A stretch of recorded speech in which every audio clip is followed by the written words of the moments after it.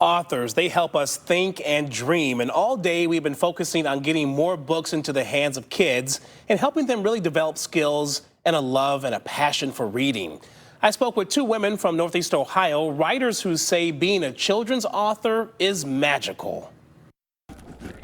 A pen and a notebook are Corone Weikel's escape. I just started writing little notes and an outline began, and I'm like, the last green leaf. A fitting name for her first book, inspired by a quiet day on her back deck, watching the seasons change with her mom. And I looked up and I'm like, wouldn't it be interesting if like all of the leaves changed colors during the fall except for one? A character. And Petey came to life. Learning all about life. I can be myself and still be loved. With help from friends. Mrs. Ladybug always gives Petey the latest gossip from all the trees. Okay. And that's Mr. Caterpillar, who's letting him know he's going to be a butterfly. As you explained there, you had so much emotion. Is being a children's author, is it magical? Yes, it is. It actually is magical. And it also really helps me, I think, connect with my kids and understand kids better, too. Lindsay Bonilla weaves her own life. In fifth grade, I remember my teacher assigning us a writing assignment, like 2 pages, and I'd come back the next day with 11 pages. Into the 6 children's books she's written. Polar Bear Island. How we treat people that are different and who come from different places. I love you with all my hearts. Phrases she rattled off to her own children before bed. I love you with all of my ears. I love you with all of my toes. It was just some silly little thing that I said. And I went, hey, I think that could be a fun picture book for parents to read to their kids. Both women have theater backgrounds and told me their parents preached and practiced the importance of reading. I'm very proud of her because she's done everything. Miss May Weikel, who's 91, keeps a special copy of her daughter's book right on the coffee table. It's colorful and helps students commune with nature, I always say. A trailblazer and lifelong teacher, Miss Weikel, the first African-American woman dean of the nursing school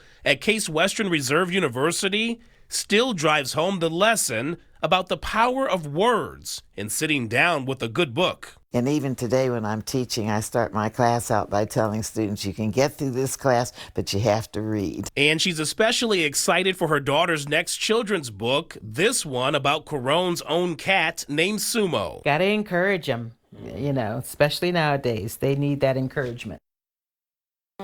Now, both authors are working on new children's books. You can visit our story on news5cleveland.com to learn much more about them and how to get copies of those books. Amazing women. Love that. And I love initially what she said about, the imagination of what if one leaf never turned. Yeah. Like, that's so important, right? That's so cool. Like a simple idea, and she saw it to life, What if? So you can be an author, too. So part of the fun today is the News 5 Read-a-thon at the Martin Luther King Jr. branch of the Cleveland Public Library. That's where our Nadine Abusada is with some of our coworkers who are out there reading to children. That library is just so stunning, and I love what's happening there, too, behind you. Katie, it is a beautiful library. Do you know what's better than reading a book?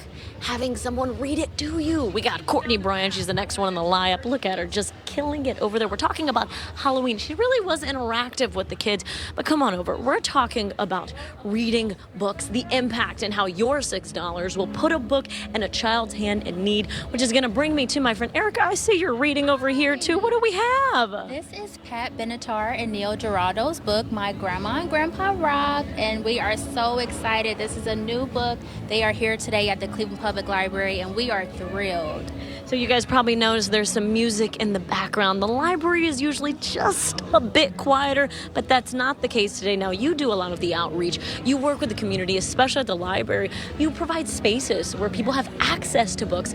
Talk to me about the importance of all kids having access to reading. You know what? It's so important for kids and everyone to have that intellectual freedom, to give them the option to read whatever it is they want that creates curiosity and, really encourages them to do well in school. And so reading is so important. How do you feel, I mean, to see the community invested in giving back to ensure that every child has that opportunity, has the ability to open up their imagination with books? How does it make you feel to see that community giving back? You know what? It really gives me a lot of energy. Honestly, like I get chills just thinking about it. Like when we did our Cleveland Reads program, the whole community was behind everybody, especially kids, like reading.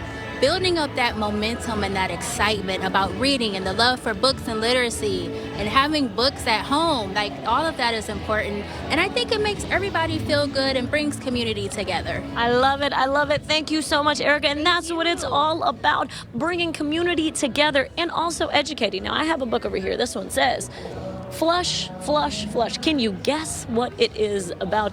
Katie, Damon, both of you are beautiful parents. Your kids are gorgeous. Tell me, what is your favorite part and impact when it comes to reading books to your kids?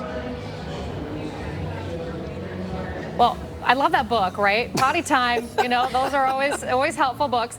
I love the cuddles. I get one baby here, and we read, and we get to cuddle up and talk about the book. But now what's really cool, too, is Edge's gotten older. She's 7. She's in 2nd grade, and she's reading to me and to Mo, little brother. So that is really cool. And you guys are in book clubs. We got book clubs going on. Yeah, it's really I like fun. that. Nadine, I like reading the book to my son, and then he has a million questions as you're reading it, and you try and find the answers. And we know you're an awesome auntie, loving to read to your little baby, too. Yes, yes. Well, my big thing is teaching about culture, teaching about identity. I mean, books have very much evolved for my niece. She's a proud Middle Eastern woman, so it's like knowing our food, our people, our clothes, and where it all comes from. I love that. Thank you, Nadine Abusada, line for us there at the MLK branch of the library for a readathon as part of our big If You Give a Child a Book Day.